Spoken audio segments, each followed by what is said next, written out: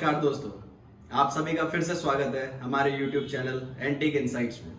तो दोस्तों, जैसा कि हम आपको इस सीरीज में बता रहे हैं ₹1 के रिपब्लिक इंडिया के 3 सबसे महंगे नोटों के बारे में, जिसकी डिटेल में हम आपको इन्फॉर्मेशन दे रहे हैं।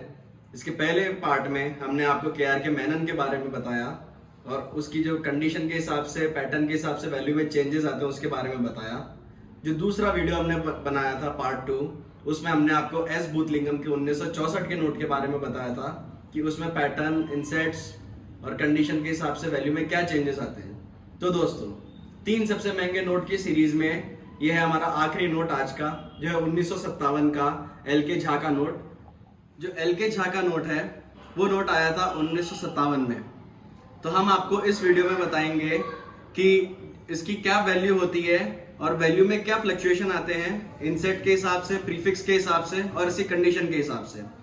तो दोस्तों, इस वीडियो के अंत तक बने रहिए ताकि हम आपके जितने भी कंफ्यूजन्स हैं उनको क्लियर कर सके और ज्यादा से ज्यादा डिटेल में आपको इसके बारे में समझा सके। ये है दोस्तों 1957 का ₹1 का नोट, जिसे साइन किया था secretary ministry of finance LK Jha ने। जैसा कि आप देख सकते हैं यहाँ पर आपको LK झा का सिग्नेचर मिल जाता है। इसके ऊपर सीरियल नंबर, प्रीफिक्स, बी इंसेट और इसके हम ऊपर चलते हैं तो यहाँ पर नेशनल एम्बलम मिलता है, भारत और इंडिया लिखा हुआ। नोट के सेंटर में इंग्लिश में ₹1 लिखा हुआ आता है और उसके जस्ट नीचे हिंदी में ₹1 लिखा हुआ आता है। इस साइड में हम चलते हैं तो यहाँ पर वाटरमार्क का स्पेस है और जैसा कि आप देख सकते हैं वाटरमार्क में नेशनल एम्बलम आता है। ये है नोट का बैक साइड। जैसा कि आप देख सकते हैं यहाँ पर ₹1 कॉइन का डिजाइन मिल जाता है। इसके अंदर 1957 लिखा हुआ है, जो बताता है कि ये जो नोट है वो 1957 में आया था। इसके नीचे हिंदी में ₹1 लिखा हुआ आता है और सबसे एंड में इंग्लिश में ₹1 लिखा हुआ होता है। जो ये ₹1 का नोट है 1957 का, इसकी वैल्यू अब इतनी क्यों है? तो दोस्तों, मैं आपको बता दूं कि जो ₹1 का LK झा का साइन किया हुआ नोट है उसमें 3 इंसर्ट आए थे, B, C और D। तो जैसा कि आप देख सकते हैं ये जो नोट का एग्जाम्पल है ये है B इंसेट का। यहाँ पर आप देख सकते हैं जो B इंसेट का नोट है सिर्फ उसी की वैल्यू ज्यादा है। ऐसा क्यों? क्योंकि जो बाकी के इंसेट है उसमें काफी सारे प्रीफिक्स में नोट आए थे, लेकिन जो B इंसेट है उसमें केवल एक ही प्रीफिक्स आया था, जो है Y।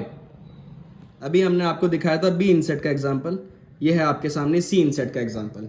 पैटर्न वाइज कोई भी चेंज नहीं है, जो केवल चेंज है वो है इंसेट का। यहाँ पर आपको B की जगह C देखने को मिलता है।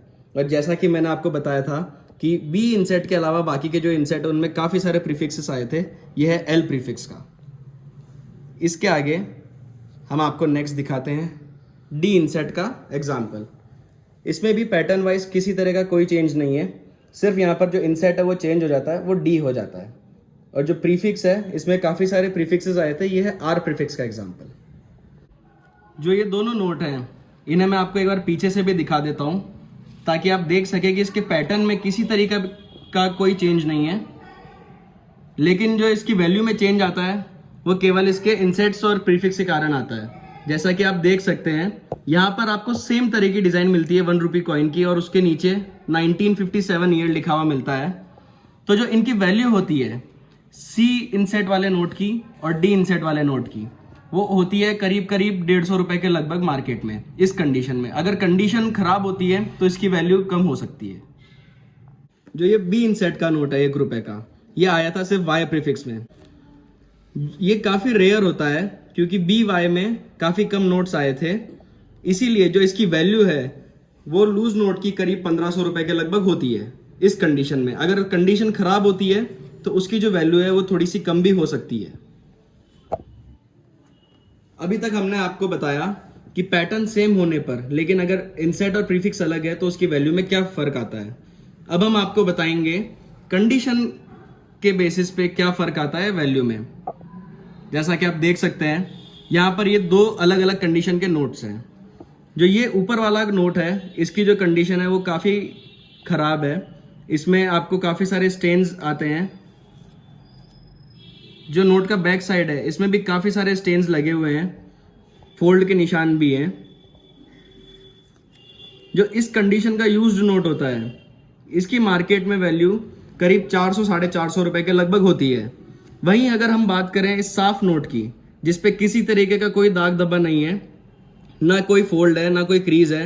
इस कंडीशन का नोट मार्केट में लगभग 1500 के रुपए मिलता है। तो जैसा कि अभी हमने आपको बताया कि ये जो नोट है, इनकी कंडीशन के हिसाब से इनकी वैल्यू में काफी डिफरेंस आता है। कहाँ एक नोट जो इसकी मार्केट में वैल्यू है लगभग 1500 रुपए, वही जो यूज्ड नोट है उसकी वैल्यू 400 450 के लगभग चली गई। तो इतना बड़ा आपको डिफरेंस देखने को ना मिले अगर आपके पास ऐसा नोट रखा हुआ है तो उसके लिए आप ऐसी प्लास्टिक स्लीव्स का यूज कर सकते हैं। इन प्लास्टिक स्लीव्स में जो इनकी कंडीशन होती है वो बरकरार रहती है और काफी लंबे समय तक आप उस सेम कंडीशन में नोट को रख सकते हैं। ऐसे एल्बम्स भी आते हैं कई सारे, जिनमें भी जो उनकी कंडीशन होती है नोट की वो एकदम सही रहती है। हम भी इन चीजों का यूज करते हैं ताकि इनकी जो कंडीशन है वो सही रहे। और आपके पास अगर ऐसा नोट हो तो उसकी आपको सही कीमत मिल सके। ये जानकारी देना बहुत जरूरी था क्योंकि ये बहुत ही महंगे नोट्स हैं और सही जानकारी आपको सही पैसा दिलाएगी।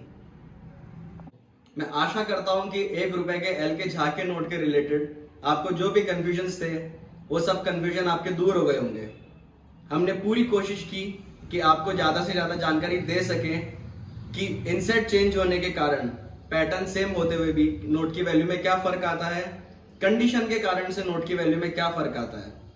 तो दोस्तों, जो रिपब्लिक इंडिया के 1 रुपए के 3 सबसे महंगे नोटों की सीरीज थी, ये उसका 3rd पार्ट था।